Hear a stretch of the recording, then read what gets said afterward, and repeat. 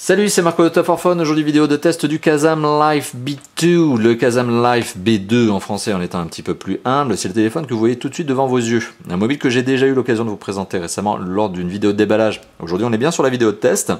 Et avant de commencer cette vidéo de test, j'aimerais juste repréciser un petit peu ce qu'est la marque Kazam. Kazam, c'est une marque anglaise. Kazam, c'est une marque anglaise qui est arrivée sur le marché hexagonal depuis début 2014, avec notamment 4 smartphones d'un coup, si mes souvenirs sont bons.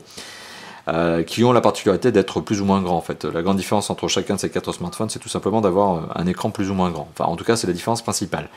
Eh bien, Kazam ne fait pas que du smartphone, on le voit ici, puisqu'on a un mobile qui est un mobile basique, entrée de gamme, mais c'est un mobile monobloc. Donc c'est la plus simple expression du mobile.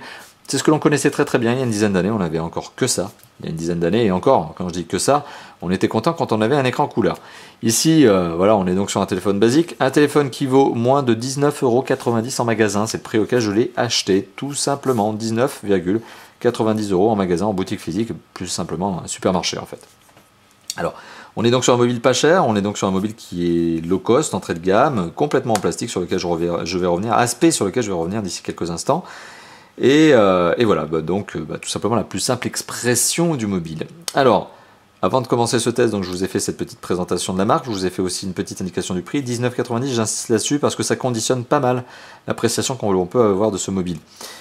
Et donc il est temps de parler du test en lui-même, test qui va se découper en 2 grandes parties comme d'habitude chez Top for Phone. Une première partie c'est le matériel, donc l'esthétique du téléphone, sa prise en main, sa connectivité si on peut vraiment en parler, ses performances, là pour le coup on ne peut pas vraiment en parler puisque c'est pas trop le but ici, et l'image et le son.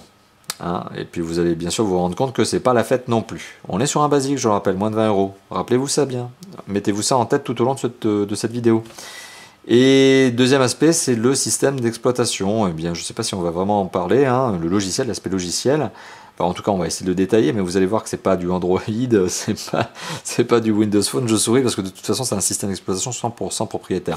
Donc, c'est pas que je suis en train de critiquer, de rigoler, de marrer de ce genre de téléphone, mais c'est que on peut pas non plus s'atteindre à grand chose. Et à la fin de ces 2 grandes parties, eh bien, on aura une conclusion au cours de laquelle on se dira si oui ou non le Kazam Life B2 c'est le mobile qu'il faut acheter ou si au contraire, oulala, il faut le fuir. Et justement ça, on en parlera en conclusion. Alors la première partie c'est l'esthétique. Donc on va parler du téléphone en lui-même, on va faire aussi bien tout simplement un petit tour, une petite prise en main. Et je vais aussi surtout vous donner les dimensions du mobile. Alors je reprends ma petite fiche, je regarde justement ces dimensions. Il vaut mieux être factuel quand on parle de taille d'un téléphone plutôt que de vous dire oui il est grand, il est petit. Il se prend bien en main. Bah, non, il vaut mieux être factuel. Donc c'est un téléphone qui fait 10,7 cm de long, tout simplement, qui fait 3,5 cm de large et qui fait 1,3 cm d'épaisseur. Donc bon, on n'est pas sur un ultra fin, mais enfin d'un autre côté, vous avez vu, on est sur des dimensions qui sont plutôt compactes. Hein. Ça tient très très bien en main, ça dépasse à peine, vous le voyez de ma main. Et puis ça se glisse très très bien dans une poche arrière de jean.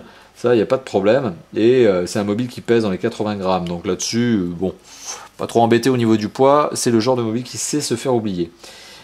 Côté tour du propriétaire, on va faire le tour du propriétaire, vous allez voir côté par côté ce à quoi ressemble ce mobile. Alors, face avant du téléphone, un écran de 1,5 pouces, TFT, 65 000 couleurs, sachant que les 65 000 ne peuvent pas s'afficher en même temps parce qu'il n'y a pas suffisamment de pixels.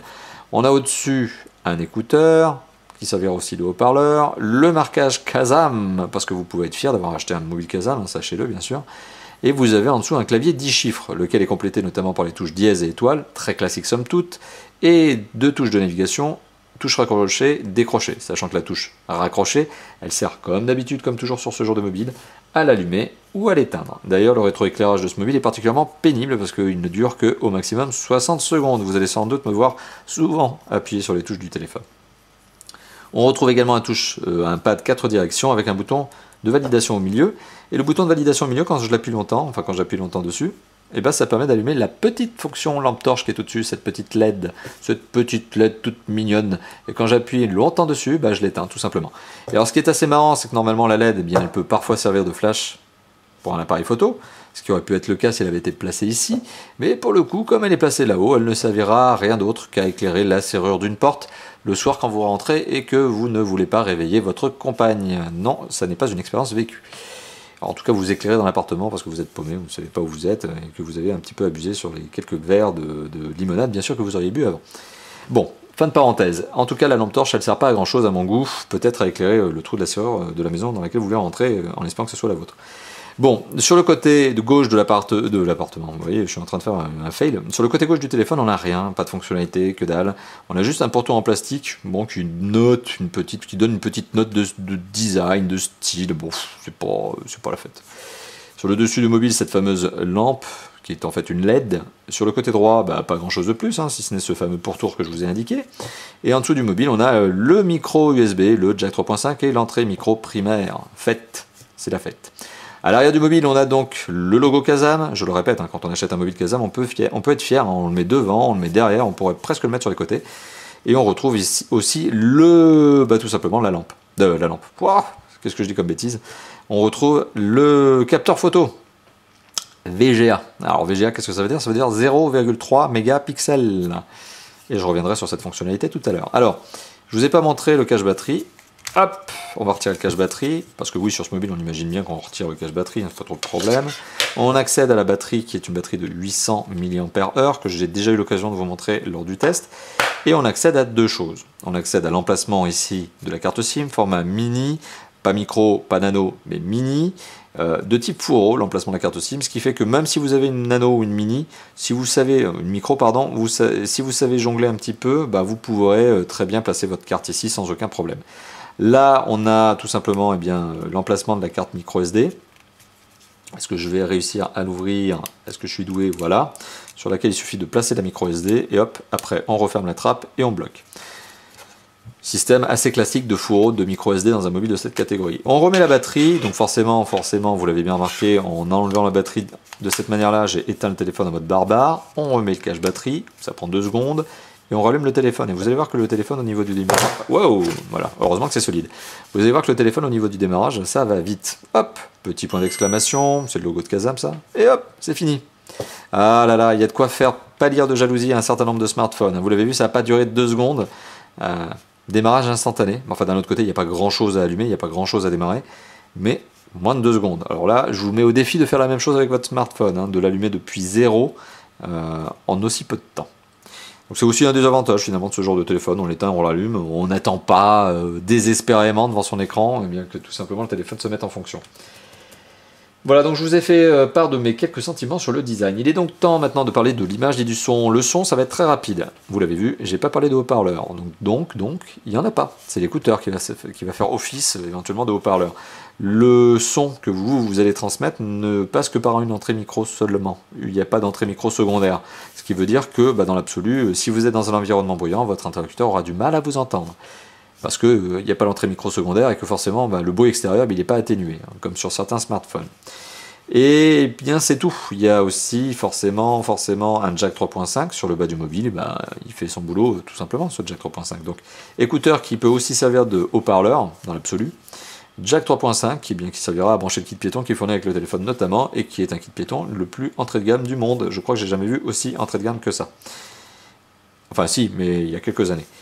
Voilà, donc on est sur un téléphone qui est ce que vous voyez. En termes de son, c'est basique, ça donne bien, ça rend correctement le son qu'on peut avoir de son interlocuteur. J'ai pas noté, contrairement à certains concurrents, un son étouffé. Donc bon, ce qui me fait dire que ce téléphone marche plutôt bien en termes de téléphone, en tant que téléphone. Pour l'écran, on a un 1,8 pouces ou 1,5 pouces, j'ai peur de vous dire une bêtise, 1,5 pouces. 1,5 pouces, mon Dieu, avec une résolution de 160 pixels par 128 pixels, ce qui nous donne au total... Comptez bien, hein, si vous faites 160 par 128, 20 480 pixels. Oui, j'ai fait ma petite calculatrice. Tout ça pour vous dire que quand je vous dis que cet écran est capable d'afficher 65 000 couleurs, c'est pas en simultané, parce que vous n'avez pas le nombre de pixels qu'il faut. Donc voilà, c'est un écran couleur, mais c'est un petit écran couleur. Et alors, si on a envie de rigoler un petit peu, il suffit de se donner la densité de pixels. Il faut savoir que ce téléphone, forcément, tombe à 137 ppp pixels par pouce. 137, il n'y a pas besoin de trop forcer avec un mode macro sur cet écran pour se rendre compte qu'on voit les pixels à l'œil nu. Vous voyez là, je suis pas en mode macro, là, je suis pas méchant. Et on arrive à voir les pixels, je dézoome un peu, on arrive encore à voir la trame. Hop, et en zoomant, on pourrait presque compter les pixels un par un. Bon, enfin en tout cas il y en a 20 000, ça fait un peu beaucoup. Donc tout ça c'était pour vous montrer effectivement l'écran. C'est un écran couleur, hein. Heureusement parce qu'il y a encore quelques temps on avait des écrans monochromes sur ce genre de téléphone, on a au moins l'avantage d'avoir un écran couleur. Après pour le reste vous l'avez bien compris, image et son, il n'y a rien d'autre à dire. Performance. Pour les performances, on ne va pas pouvoir parler de processeur, ni de processeur graphique, ni de mémoire vive. Forcément, vous vous en doutez, ce téléphone n'est pas une bête de course. Processeur graphique, de toute façon, il n'y en a pas. Et mémoire vive, de toute façon, oui, c'est quelques kilo-octets de mémoire vive. Hein. C'est pas des mégas, c'est des kilo-octets. Hein. Et pour le processeur, c'est plus digne d'une calculatrice que d'un mobile, que d'un smartphone en tout cas. Voilà, donc on va pas parler de ces aspects-là. Par contre, on va parler de la mémoire de stockage interne. Et là, vous allez vous rendre compte que oui, on est sur un mobile basique. 256 kilo-octets, j'ai bien dit des kilo-octets, donc on n'en est même pas à 1 méga de mémoire. Ça vous permettra au mieux de prendre une ou deux photos avec votre appareil photo VGA et de stocker vos SMS. C'est tout. Pour le reste, si vous voulez vraiment écouter de la musique, parce qu'il y a un lecteur MP3 sur ce téléphone, vous pouvez ajouter la micro SD. Alors la micro SD, particularité, elle ne peut aller que jusqu'à 8 gigaoctets de mémoire. Si vous mettez une 16 ou une 32, ça ne marchera pas. N'essayez même pas de mettre une 64 ou une 128, ça serait de la folie furieuse, surtout que la 128 coûtera plus cher que le téléphone en lui-même. Donc vous ne pouvez mettre au maximum qu'une carte de 8 gigaoctets. Est-ce que c'est un mauvais investissement? Est-ce que c'est un bon investissement? C'est à vous de voir. Sur un téléphone qui vaut 20 €, la micro SD à 8 Go, ça se trouve, elle risque de vous coûter 10 €. Bon, après, si vous voulez vraiment vous servir de ce téléphone comme lecteur MP3, c'est clair qu'il vous en faut une. Sinon, même pas la peine. Voilà, c'est juste pour vous dire ça. En termes de performance, donc on est sur quelque chose qui est absolument plus que raisonnable. On est sur quelque chose qui est proche du néant. Et tout simplement parce qu'il n'y a rien, c'est pas un téléphone fait pour faire des jeux, c'est pas un téléphone fait pour faire, voilà, c'est pas une bête de course, hein. Il va même pas sur internet, bien sûr, il n'y a pas de connexion web, il n'y a même pas de GPS, donc c'est pour ça qu'il fait même pas MMS. Donc voilà, c'est du basique, Donc il est temps de parler de la connectivité. Alors on a là aussi le strict minimum, mais avec des petites particularités assez significatives. Sur ce type de téléphone, qui sont généralement de conception et de construction chinoise, certains concurrents proposent du double SIM. C'est notamment le cas avec le Wiko Lubi 2, qui est un double SIM qui est proposé sensiblement au même prix. Kazam est clairement un concurrent, il faut le savoir, frontal de Wiko. Hein. Kazam c'est en Angleterre, Wiko c'est en France, mais les deux se taquinent sur leurs marchés respectifs. Bon, ils s'attaquent un petit peu. Bon. Quoi qu'il en soit, ce Kazam, il n'est pas double SIM, il est juste mono SIM, je vous l'ai montré tout à l'heure. Donc déjà, on perd une particularité de ce genre de mobile. Après, je suis pas sûr que le double SIM sur ce genre de téléphone soit super utilisé. C'est à vous de me le dire dans les commentaires. Mais voilà, après pour le reste, on a du Bluetooth. Oui, ma petite dame, on a du Bluetooth. Hein, on a du Bluetooth. Alors après, il faut que je retrouve où il se trouve. Mais ça va être dans les paramètres de connectivité, je sais plus. Voilà, dans les paramètres. On a, voilà, connectivité, Bluetooth. Vous l'avez vu, je l'ai retrouvé la fonction. Et donc oui, on a du Bluetooth. Oui, on a une radio FM. Mais pour la radio FM, il faut tout simplement que vous branchiez votre kit piéton en guise d'antenne, pardon. Alors heureusement, il y en a un qui est fourni avec le téléphone, mais il faut savoir que c'est une obligation. Hein. Le constructeur n'a pas pu faire autrement. Je suis sûr que s'il avait pu éviter de mettre un kit piéton, il l'aurait fait. Et puis voilà, et puis c'est tout, quoi. C'est tout ce qu'il y a à dire. Après, c'est un GSM bi-band. Donc bi-band, ça veut dire que vous ne pouvez pas l'amener avec vous partout dans le monde, parce qu'il y a des pays dans lesquels ce téléphone ne va pas marcher, parce qu'il ne sera pas connectable au réseau local. Bon voilà, c'est un bi-band, donc il faut faire attention quand vous partez à l'étranger. D'un autre côté, ce genre de téléphone, je suis pas sûr que ce soit fait pour voyager. Je suis pas sûr que quand on a les moyens de prendre l'avion, par exemple, on a les moyens de s'acheter ce genre de... Enfin, on va mégoter sur le téléphone. Donc vous voyez, pour moi ce téléphone il est vraiment plutôt destiné à une utilisation locale et absolument pas une destination internationale ou autre. Quoi qu'il en soit, c'est à vous de me dire après, hein, ça se trouve je peux me planter, je peux avoir un mauvais perçu. À vous de me dire ce que vous en pensez justement dans les zones de commentaires. Alors, quand on parle de la connectivité, il y a quand même un point sur lequel il faut arriver, c'est le DAS, débit d'absorption spécifique, la capacité qu'un téléphone a à émettre peu ou beaucoup d'ondes lorsqu'il est utilisé. Alors vous le savez, en Europe, on est limité à 2 watts par kilo. Ça ne veut peut-être pas dire grand-chose, mais c'est une norme, c'est une limite. C'est comme de dépasser les 130 km/h sur l'autoroute. On n'a pas le droit. Après, vous le faites pas, mais si vous vous faites attraper par les gendarmes, c'est vous qui payez l'addition. Sur les téléphones, c'est encore plus strict que ça, c'est-à-dire qu'il y a quand même des mécanismes de validation, des organisations de validation, et qui fait que ce téléphone n'a pas le droit de dépasser les 2 watts par kilo. Il est obligé de faire justement un certain nombre de certifications. Enfin, il est obligé de passer des certificats. Et ce téléphone, donc, est en dessous des 2 watts par kilo, ça c'est sûr, mais il est au-dessus des 1 watt par kilo qui, à mon goût, sont la limite maximale, même pas dépassée en 2014. Parce qu'il y a tellement de téléphones qui arrivent à faire mieux et à tomber en dessous des 1 watt par kilo. Pourquoi justement certains constructeurs font pas l'effort nécessaire?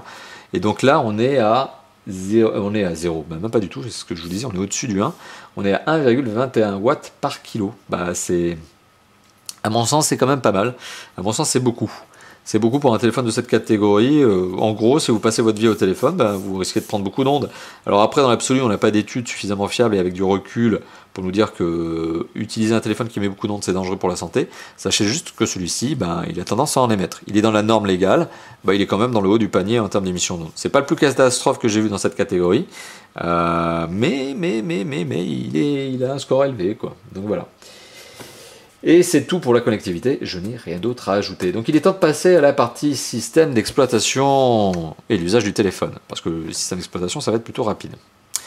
Alors système d'exploitation, sur ce téléphone, qu'a-t-on? On a un menu, qui est un menu, parce qu'on est sur un système d'exploitation qui est 100% propriétaire, donc un menu qui est vraiment proprio, quoi.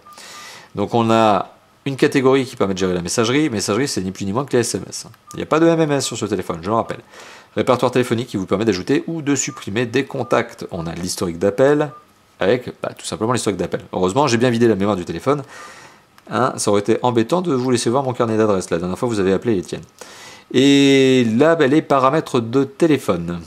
Les paramètres de service, de sécurité, pardon. Oui, c'est le code PIN, etc. Les paramètres d'appel, la connectivité pour gérer le Bluetooth, et vous pouvez restaurer les paramètres. Là, hop, vous remettez le téléphone à 0. Vous avez les profils. Les profils, ce n'est plus ni point que le profil sonore. C'est est-ce que vous voulez avoir un téléphone silencieux, un téléphone qui vibre, etc. Un téléphone bruyant avec le son à fond de la sonnerie. Le multimédia. Alors caméra. Caméra sur un mobile qui a été traduit en français. C'est une erreur, monsieur Kazam. Caméra en français s'appelle appareil photo.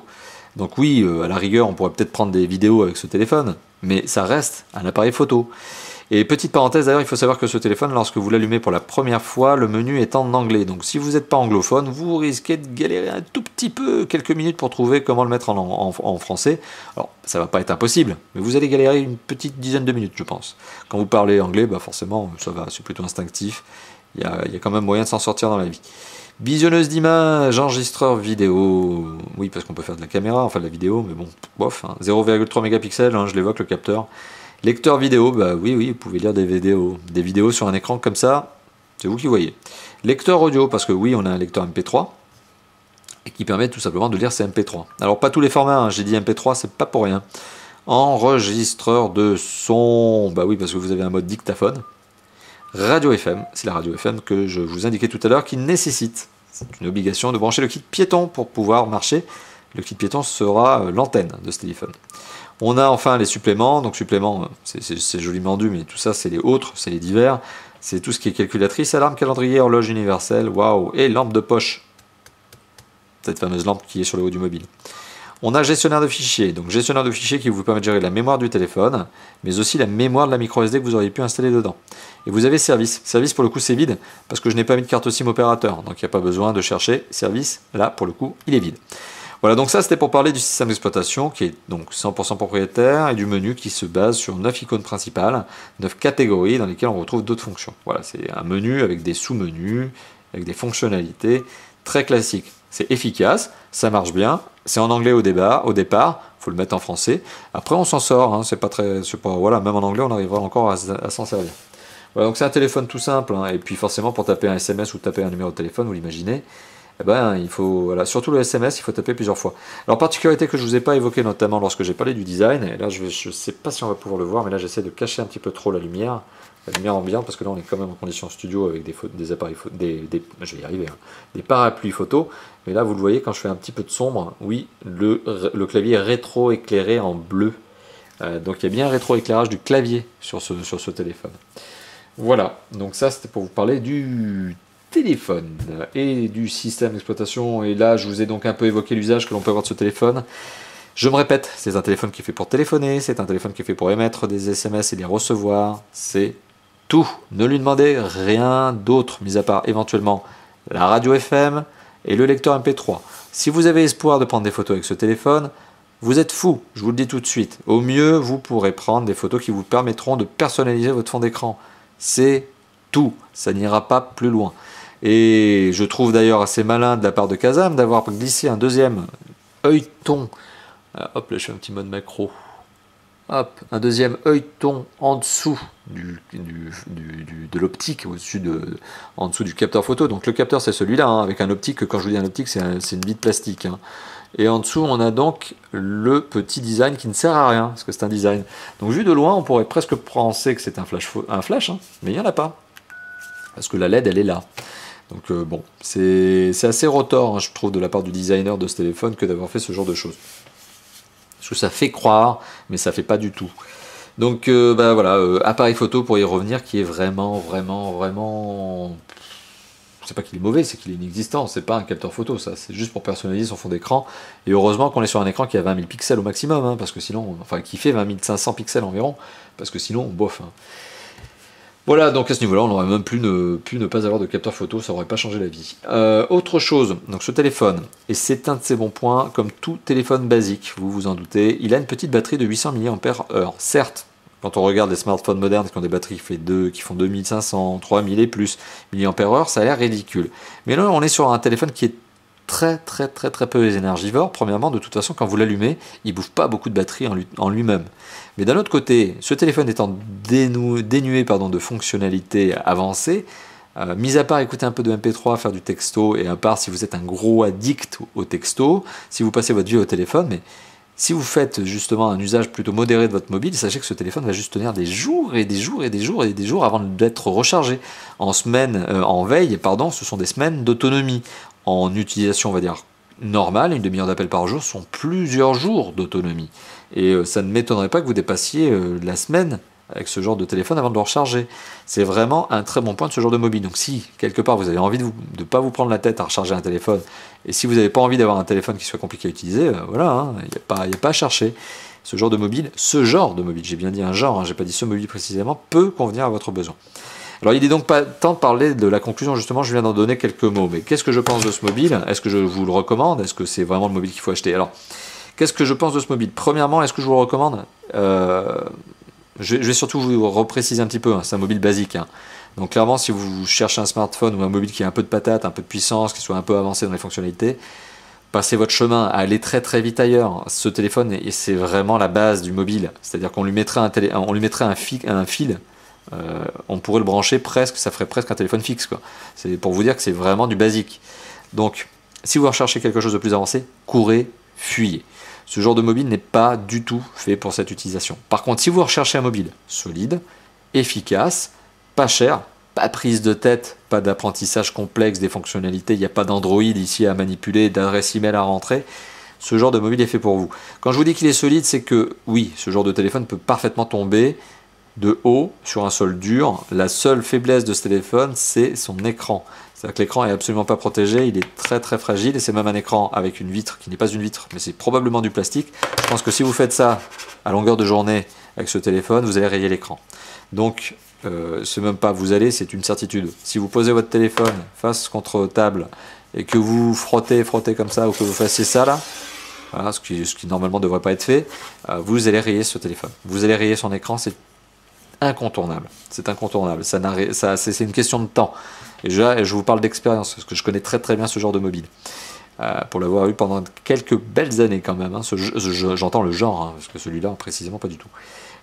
Voilà, donc c'est ce que je peux vous dire. C'est si vous cherchez ce genre de mobile, oui, il peut faire partie de votre choix. Après, il a des forces et des faiblesses. Premièrement, il a une force, c'est quand même son prix, 19,90 €, c'est pas mal.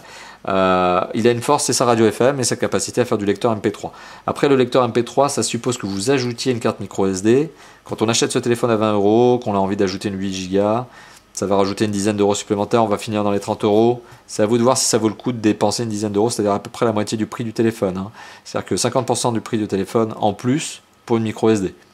Bon, à vous de voir.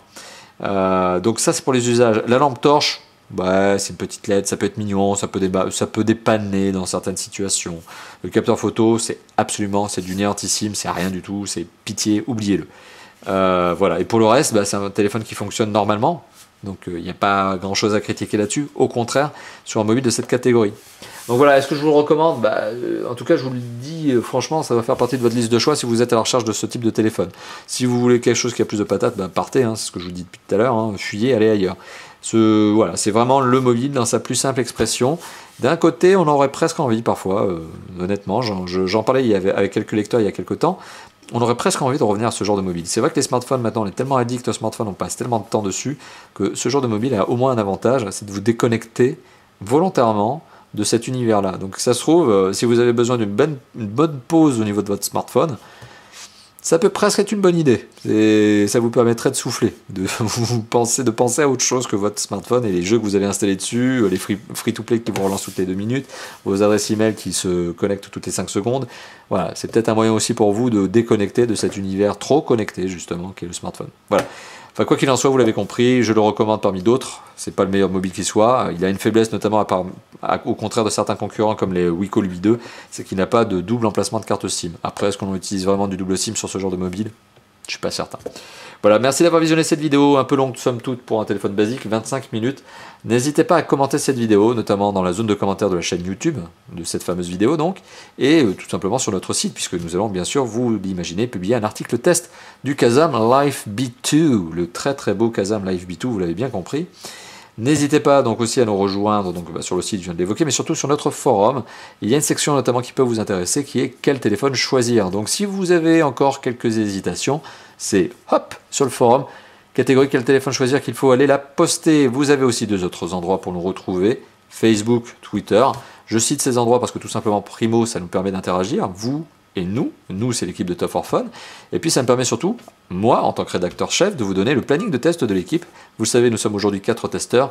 Et qui dit que peut-être demain, qui ne dit pas justement que demain, nous ne serons pas plus. Double négation, donc concrètement, vous l'avez bien compris, ça se trouve, l'équipe va encore grandir. Encore et encore. Voilà. On ne le sait pas. On verra bien d'ici quelques temps. Merci d'avoir visionné cette vidéo. N'hésitez pas à commenter, n'hésitez pas à mettre des pouces verts, ça fait toujours plaisir. Et à me dire ce que vous pensez justement des tests de téléphone basique. Est-ce que vous en voulez d'autres ou pas? Lâchez-vous dans la zone de commentaires. Allez, à bientôt. Ciao, ciao pour d'autres tests. Et surtout, avant les tests, comme d'habitude, des déballages. Allez, ciao, ciao.